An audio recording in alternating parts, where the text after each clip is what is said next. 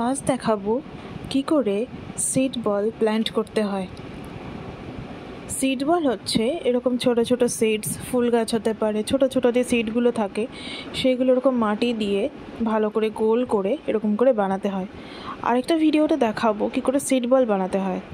এই সিড বল প্ল্যান্ট করার উপায় হচ্ছে মাটি, ঝুড়ো ঝুড়ো মাটি, একদম ড্রাই মাটির মধ্যে এটাকে এরকম ভালো করে ভরে দিয়ে তার ওপরে আরও মাটি দিয়ে ফিল আপ করে দিতে হবে।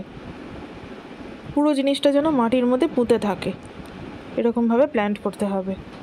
একদম ভেতরে, মাটির ওপরে রেখে দিলে হবে না, একদম ভেতরে দিতে হবে।